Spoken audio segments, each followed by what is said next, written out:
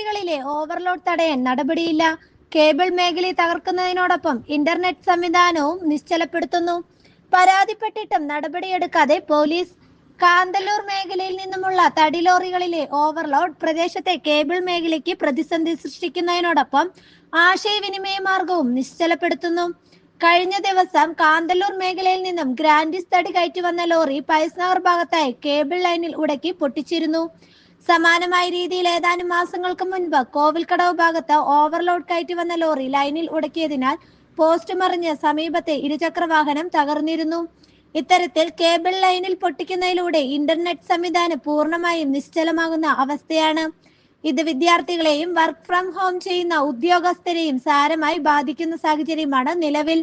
മുൻപ് വൈദ്യുതി ലൈനിലുടക്കി പോസ്റ്റ് മറിഞ്ഞ സംഭവത്തെ തുടർന്ന് കാന്തല്ലൂർ പഞ്ചായത്ത് പ്രസിഡന്റ് PT തങ്കച്ചൻ ഇടപെട്ട് ഓവർലോഡ് തടയുവാനുള്ള നടപടി സ്വീകരിക്കുമെന്ന് അറിയിച്ചിരുന്നുവെങ്കിലും നിലവിലും തുടരുന്ന സാഹചര്യമാണ്.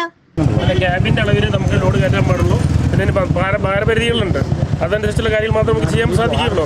ഇതൊരാൾക്ക് അപകടം സംഭവിച്ചാൽ നമുക്കൊന്നും ചെയ്യാൻ പറ്റില്ല. അതുകൊണ്ട് ലോഡ് ക്യാബിൻ ലെവലിൽ മാത്രമേ കൊണ്ടുപോകാനുള്ള ഇതാണ്. ലൈനിൽ മുട്ടാത്ത രീതിയിൽ കൊണ്ടുപോയി വേണം. കേബിൾ പൊട്ടിക്കുന്നത് തുടർന്ന് മേഖലയിൽ ബാധിക്കുന്ന സാഹചര്യത്തിൽ മറയൂർ പോലീസിൽ പരാതി നൽകിയിട്ടും തുടർ നടപടി ഉണ്ടായിട്ടില്ല എന്നും KCCL മറയൂർ മേഖലാ കമ്മിറ്റി ആരോപിച്ചു.